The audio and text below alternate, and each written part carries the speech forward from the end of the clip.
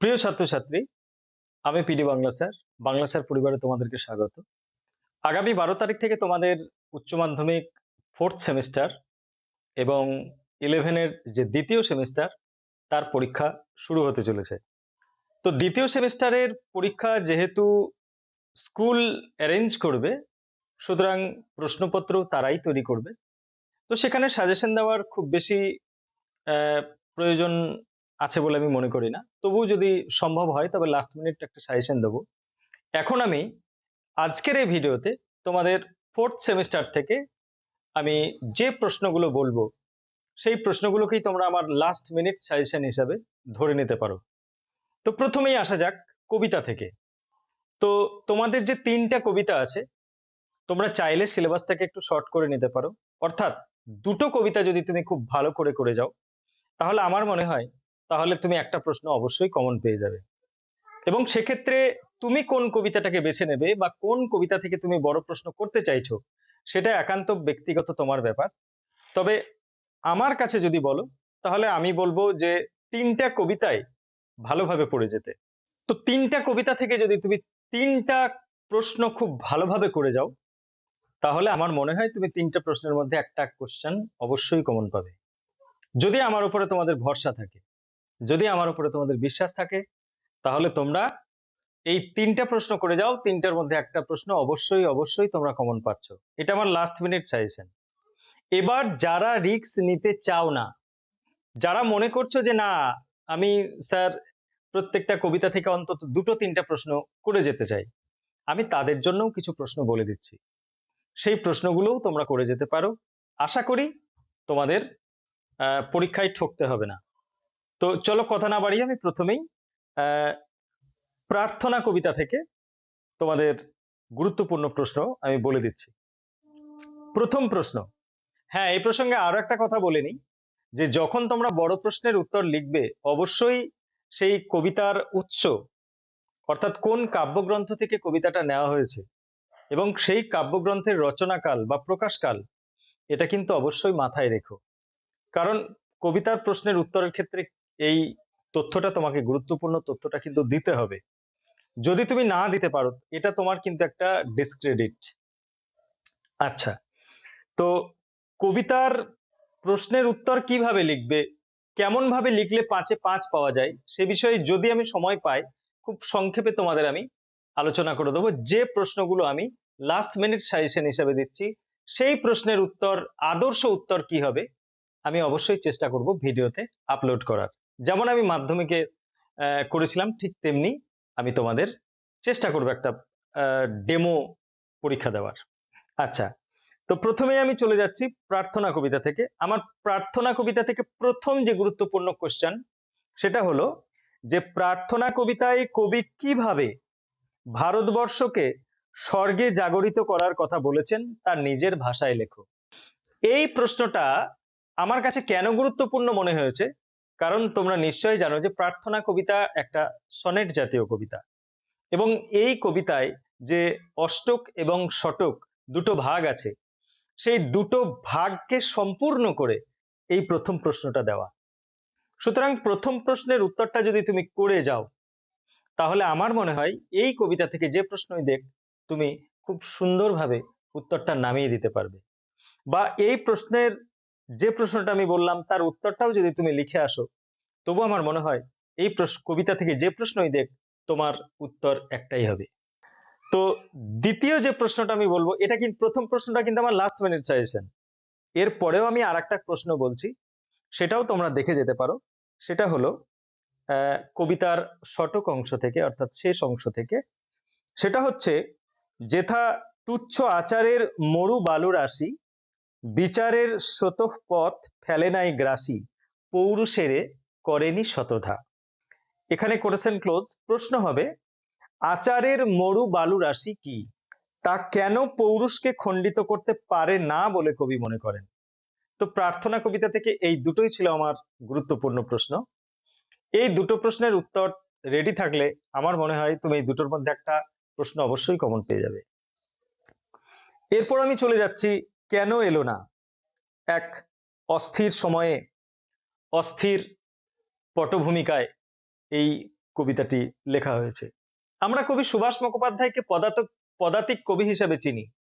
সেই পদাতিক কবির কেন এলো না কবিতা খুব গুরুত্বপূর্ণ একটা কবিতা এবং তোমাদের কাছে খুব সহজবোধ্য একটা কবিতা, যে কবিতায় এক ক্রান্তিকালের ঘটনায়, এক ক্রান্তিকালের মুহূর্তে এক ভবিষ্যৎ প্রজন্মের প্রতীক শিশুর হারিয়ে যাওয়ার, না ফেরার করুণ কাহিনী আছে এই কবিতায়। তো এই কবিতা থেকে যেটা আমার মনে হয়েছে লাস্ট মিনিট সাজেশন, সেটা আমি বলে দিচ্ছি যে মৃত্যুর পাশ কাটিয়ে বাবা এলো, বাবার পরিচয় দাও। মৃত্যুর পাশ কাটিয়ে তার ফিরে আসার তাৎপর্য ব্যাখ্যা করো। তাহলে মৃত্যুর পাশ কাটিয়ে বাবার ফিরে আসা আর ছেলের না ফেরার যন্ত্রণা, দুটোই কিন্তু কবিতার এই প্রশ্নের গুরুত্বপূর্ণ একটা অংশ। অর্থাৎ তোমাকে আলোচনা করার সময় দুটোই লিখতে হবে। তো এই প্রশ্নটা আমার কাছে খুব গুরুত্বপূর্ণ মনে হয়েছে। এছাড়াও এই কবিতা থেকে আরো যে প্রশ্ন আমার কাছে গুরুত্বপূর্ণ মনে হয়েছে সেগুলো আমি বলছি, একটু নোট করে নাও। যে সামনে ইতিহাসের পাতা খোলা, প্রসঙ্গ উল্লেখ করে উদ্ধৃতির তাৎপর্য ব্যাখ্যা করো। 3 নম্বর যে প্রশ্নটা আমার কাছে গুরুত্বপূর্ণ মনে হয়েছে, এটা আমার লাস্ট মিনিট সাজেশন নয়, লাস্ট মিনিট সাজেশন আমি প্রথমেই বলে দিয়েছি। প্রথম প্রশ্নটা যে কেবলই ঘর ভুল করছে, কোন অবস্থায় কে কিসে ভুল করছে, তার ভুল করার কারণ ব্যাখ্যা করো। ঠিক আছে, কবিতাটা অসাধারণ কবিতা। আমি সময় পেলে কখনো কবিতাটা নিয়ে আলোচনা করব যদি তোমাদের ইচ্ছা থাকে। এরপর আমার সবচেয়ে প্রিয় কবিতা, সেটা হলো কবি জীবনানন্দ দাশের তিমির হননের গান। তিমির হননের গান এই কবিতাটি কবির যে কাব্যগ্রন্থ থেকে নেওয়া হয়েছে সেটা হলো সাতটি তারার তিমির। একটু চিন্তা করে দেখো যে নামকরণের মধ্যে, এই কাব্যগ্রন্থের নামকরণের মধ্যে কতটা ব্যঞ্জনা আছে এবং কি গভীর তাৎপর্য আছে। সাতটি তারার তিমির কখনো হয়? কবি বলতে পারতেন সাতটি তারার আলো, কিন্তু কবি বলছেন সাতটি তারার তিমির। যে কাব্যগ্রন্থের নাম সাতটি তারার তিমির, সেই কাব্যগ্রন্থের কবিতার নাম তিমির হননের গান। কেমন যেন একটু স্ববিরোধী মনে হচ্ছে। কবিতাটা অত্যন্ত তাৎপর্যপূর্ণ এবং এই কবিতাটা বুঝতে গেলে যেমন দেমাক লাগে, এই কবিতাটা বোঝাতে গেলেও কিন্তু অনেক খাটতে হবে, অনেক পরিশ্রম করতে হবে। তো এই কবিতা থেকে যে প্রশ্ন আমি বলছি, আমার কাছে যেটা মনে হয়েছে খুব খুব গুরুত্বপূর্ণ লাস্ট মিনিট সাজেশন হিসাবে, সেই প্রশ্নটা তোমরা নোট করে নাও খাতায়। সেটা হলো যে তিমির হননের গান কবিতাটি কোন প্রেক্ষাপটে লেখা, কবি কেন তিমির বিলাসী নয় তিমির বিনাশী হতে চেয়েছেন। ঠিক আছে, কবি জানেন যে পৃথিবীর গভীরতর অসুখ এখন, পৃথিবীর কোথাও কোনো কান্তিময় আলো নেই, সূর্য নিভে গেছে, তবুও কবি বিশ্বাস করেন যে এই পৃথিবী ধীরে ধীরে বিতশোক হবে, মনীষীরা দিকে দিকে আলো জ্বেলে দেবেন। সে অনেক শতাব্দীর মনীষীর কাজ, তবুও কবি আশা রাখেন। এই যে আশাবাদ, এই আশাবাদের কথা কিন্তু ধ্বনিত হয়েছে এই তিমির হননের গান কবিতায়। কিন্তু যে কাব্যগ্রন্থের নাম সাতটি তারার তিমির, নামকরণের সঙ্গে কবির কবিতার এই যে স্ববিরোধিতা কেন, এই তাৎপর্যটা যদি তুমি বুঝতে পারো তাহলে এখান থেকে কোনো প্রশ্নই তোমার আটকাবে না। এই কবিতা থেকে আমার আরো অন্যান্য যে গুরুত্বপূর্ণ মনে হয়েছে যে প্রশ্নগুলো, সেগুলো তোমরা নোট করে নাও এবং পারলে উত্তরগুলো তৈরি করে নাও। যদি মনে হয় তোমাদের এই উত্তরগুলো খুব কঠিন মনে হচ্ছে, যদি আমার সহযোগিতার প্রয়োজন হয় বলো, আমি তোমাদের উত্তরগুলো লিখে দেবো দরকার হলে। সেটা হলো যে তিমির হননে তবু অগ্রসর হয়ে আমরা কি তিমির বিলাসী, তিমির হননে অগ্রসর হওয়ার অর্থ কি, তিমির বিলাসী কিনা, এই প্রশ্ন ওঠার তাৎপর্য কি, এটা আমার লাস্ট মিনিট সাজেশনের যে প্রথম প্রশ্ন বললাম তার অথবা, অর্থাৎ প্রথম প্রশ্নটা এভাবেও দিতে পারে। এরপর আমি চলে যাচ্ছি তিমির হননের গান কবিতা থেকে 2 নম্বর প্রশ্ন, যে জীবিত বা মৃত রমণীর মতো ভেবে অন্ধকারে মহানগরীর মৃগনাভি ভালোবাসি, প্রসঙ্গ উল্লেখ করে উদ্ধৃতির তাৎপর্য ব্যাখ্যা করো। এই ছিল আমার 2 নম্বর গুরুত্বপূর্ণ প্রশ্ন। এই কবিতা থেকে 3 নম্বর গুরুত্বপূর্ণ প্রশ্ন যেটা, সেটা হলো এটাকেও তুমি আমার লাস্ট মিনিট সাজেশনের মধ্যে রাখতে পারো। আমি এই কবিতা থেকে দুটো লাস্ট মিনিট সাজেশন কোশ্চেন দিচ্ছি। সেটা হলো সেই সব রীতি আজ মৃতের চোখের মতো, তবু তারার আলোর দিকে চেয়ে নিরালোক। সেই সব রীতি বলতে কবি কি বুঝিয়েছেন? সেগুলি মৃতের চোখের মতো বলা হয়েছে কেন? এটা ছিল আমার দ্বিতীয় গুরুত্বপূর্ণ প্রশ্ন। এখান থেকে ৩ নম্বর যে প্রশ্নটা সেটা শুনে নাও। ৪ নম্বর, সরি, যে কিছু নেই তবু এই জের টেনে খেলি, সূর্যালোক প্রজ্ঞাময় মনে হলে হাসি। কবিতায় কিছু নেই কথার অর্থ কি? সূর্যালোক প্রজ্ঞাময় মনে হলে হাসার তাৎপর্য ব্যাখ্যা করো। তো কবিতা থেকে আমি যে ৩টে তোমাদের কোশ্চেন বললাম, এই ৩টা কোশ্চেনই যথেষ্ট। এই ৩টে কোশ্চেনের উত্তর তোমরা রেডি করলে আশা করছি একটা কোশ্চেন তোমরা কমন পেয়ে যাচ্ছ। এরপর আমি চলে যাচ্ছি ছোট গল্প থেকে। তোমাদের ছোট গল্প আছে দুটো, একটা মানিক বন্দ্যোপাধ্যায়ের হলুদ পোড়া, আর একটা আছে মহাশ্বেতা দেবীর হারুন সালেমের মাসি। তো আমার কাছে দুটো গল্পই খুব দামি এবং দুটো গল্পই খুব সুন্দর। তো সেক্ষেত্রে তোমরা যে কোনো একটা গল্প খুব ভালো করে করে গেলে অবশ্যই কোশ্চেন কমন পেয়ে যাবে। তো যেহেতু একটা গল্পের উপর আমি জোর দিচ্ছি, তাই দুটো গল্প থেকেই আমি কিছু বেশি বেশি প্রশ্ন দিয়ে দিচ্ছি। এগুলো করলে তুমি নিশ্চিতভাবে পরীক্ষার হলে বুক ঠুকে পরীক্ষা দেবে, তোমার ভয়ের কোনো কারণ নেই। তো চলো কথা না বাড়িয়ে আমি গল্প থেকে আমার প্রশ্নগুলো বলে দিচ্ছি। প্রথম প্রশ্ন, হলুদ পোড়া গল্পের নামকরণের সার্থকতা বিচার করো, বা ছোট গল্প হিসাবে হলুদ পোড়া গল্পটি কতখানি সার্থক। এটা আমার গুরুত্বপূর্ণ প্রশ্ন। দ্বিতীয় প্রশ্ন, শাহপুরের কৈলাস ডাক্তারকে একবার ডাকা দরকার, তাকে কেন ডাকা দরকার, বা তাকে ডাকার কথা কে ভেবেছে এবং কেন ভেবেছে, এটাও খুব গুরুত্বপূর্ণ প্রশ্ন। ৩ নম্বর প্রশ্ন, হলুদ পোড়া গল্পে ধীরেনের মনোপরিবর্তনকে যে স্তর পরম্পরায় দেখানো হয়েছে তা আলোচনা করো, বা এই প্রসঙ্গে ধীরেন চরিত্রটির মধ্যে যে অসঙ্গতি আছে যা গল্পের পটভূমিতে বা গল্পের পরিণতিতে একটা গুরুত্বপূর্ণ ভূমিকা পালন করেছে তা আলোচনা করো। মোট কথা ধীরেন চরিত্র। আমরা হলুদ পোড়া গল্পটা যদি পড়ি তাহলে সেখানে দেখবো যে সত্যি ধীরেন চরিত্রটার মধ্যে একটা দুর্বল ব্যক্তিত্বের ক্যারেক্টার, তাকে আমরা দুর্বল ব্যক্তিত্বের মানুষ বলবো। যে সে কিন্তু তীক্ষ্ণ বুদ্ধি সম্পন্ন জ্ঞানী, কিন্তু তার কিছু কাজকর্ম, তার চিন্তা ভাবনার মধ্যে একটা বিরাট বড় অসঙ্গতি রয়েছে। সেই অসঙ্গতি এবং ত্রুটি, তার দুর্বল প্রতিরোধ ক্ষমতা, সেই দুর্বল প্রতিরোধ ক্ষমতার প্রাচীর ভেদ করে অন্ধবিশ্বাস, কুসংস্কার তার মতো মানুষকে কিভাবে গ্রাস করলো, এবং সেই স্তরগুলো, পরিবর্তনের স্তরগুলো খুব সুন্দরভাবে মানিক বন্দ্যোপাধ্যায় দেখিয়েছেন এই ছোট গল্পে। এবং এ প্রসঙ্গে বলে রাখি যে হলুদ পোড়া গল্পটা কোনো ভূতের গল্প নয়, ভৌতিক রসের গল্প নয়, বরং ভূত সংস্কারের গল্প। এই বিষয়টা তোমাকে খেয়াল রাখতে হবে। তো হলুদ পোড়া গল্প থেকে ৪ নম্বর প্রশ্নটা দেখে নাও, যে হলুদ পোড়া গল্পের কাহিনী বিকাশে কুঞ্জ চরিত্রের প্রাসঙ্গিকতা বিচার করো। তোমরা নিশ্চয়ই জানো যে মানিক বন্দ্যোপাধ্যায় গ্রাম বাংলায় ছড়িয়ে ছিটিয়ে থাকা যে অন্ধবিশ্বাস, মানুষের মনের যে অন্ধকার, সেই অন্ধকার মনের উপরে আলোকপাত করেছেন। আর সেই অন্ধকারকে যারা টেনে নিয়ে গেছে, বা যারা সেই অন্ধকার শ্রেণীর প্রতিনিধি, অন্ধবিশ্বাস, কুসংস্কার, এই কিছুক্ষণ আগেই আমি প্রার্থনা কবিতায় যেটা বললাম, যেথা তুচ্ছ আচারের মরু বালু রাশি, বিচারের স্রোতপথ ফেলে নাই গ্রাসী। এই যে তুচ্ছ আচারের মরু বালু রাশি বিচারের স্রোতপথকে গ্রাস করে, আর সেটা গ্রাস করতে সাহায্য করে কুঞ্জ মাঝির মতো, কুঞ্জ ওঝার মতো, কুঞ্জ গুণিনের মতো কিছু মানুষ। সেই বিষয়টাই কিন্তু গল্পে বলা হয়েছে। তো কুঞ্জ চরিত্রটা খুব গুরুত্বপূর্ণ। ৫ নম্বর প্রশ্ন, এসব খাপছাড়া অসুখে ওদের চিকিৎসায় ভালো কাজ দেয়, উক্তির বক্তাকে খাপছাড়া অসুখটা কি, ওদের চিকিৎসার সংক্ষিপ্ত বিবরণ দাও।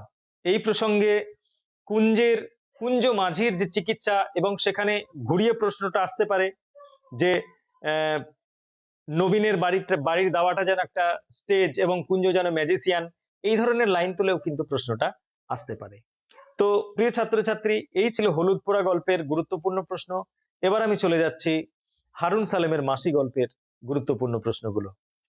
দেখো, হারুন সালেমের মাসি এই গল্পের মূল কথাই হলো জাত পাত ধর্ম বর্ণ দেশ কাল সবকিছুর ঊর্ধ্বে মায়ের উপরে কিছু হয় না। মা চলে যায় কিন্তু মাতৃ স্নেহ চলে যায় না। এই যে চিরন্তন মাতৃ স্নেহ, মাতৃ হৃদয়, সেই মাতৃ হৃদয়ের পরিচয় আমরা হারুন সালেমের মাসি গল্পে পাই।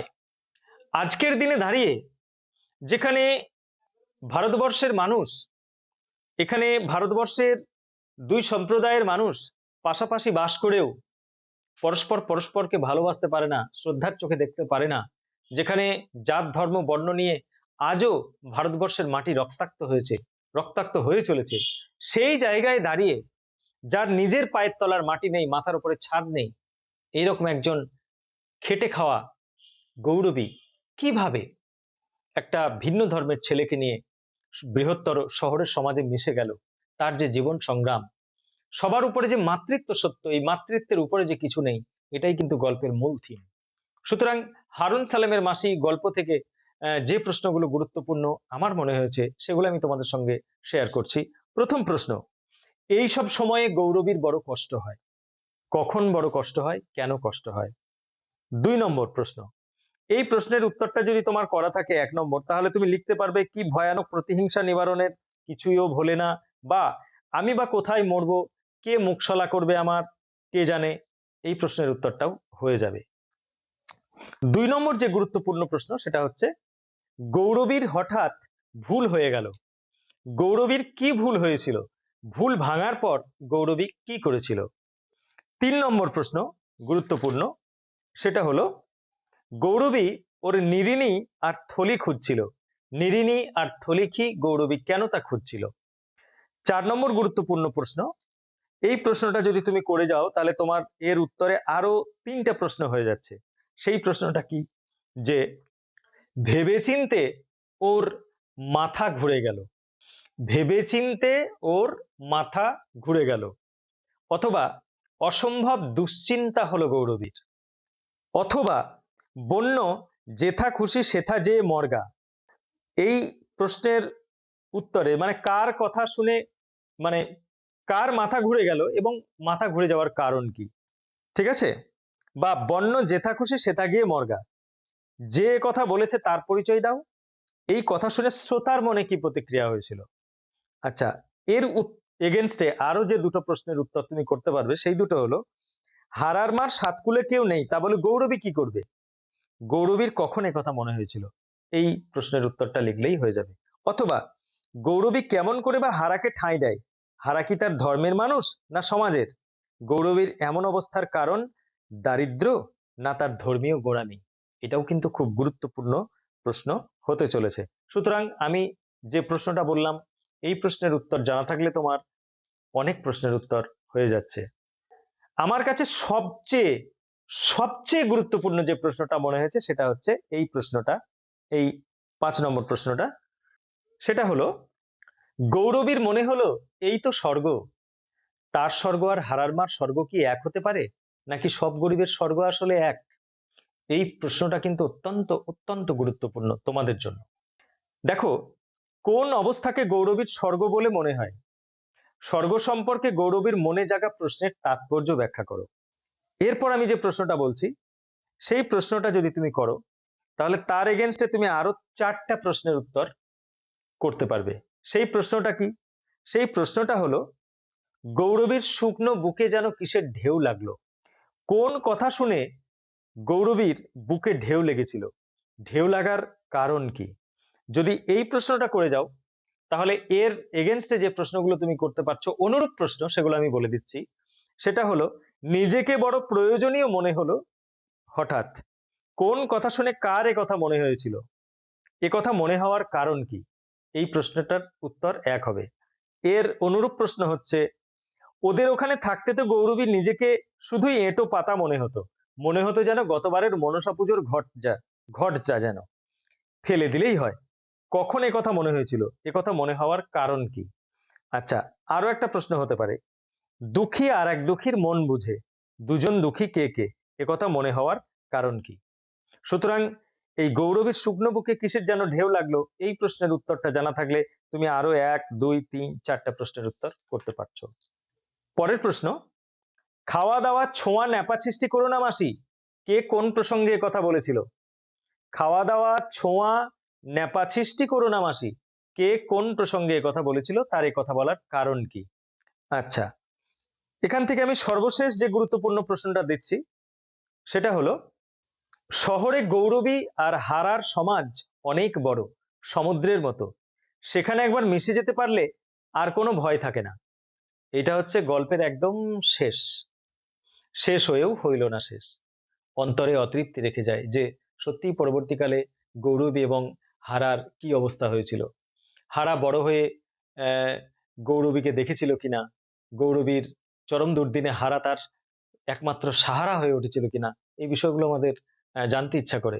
কিন্তু ওই যে এটা ছোট গল্প, তাই সব প্রশ্নের উত্তর দেওয়া থাকবে না, অন্তরে অতৃপ্তি রেখেই শেষ হবে।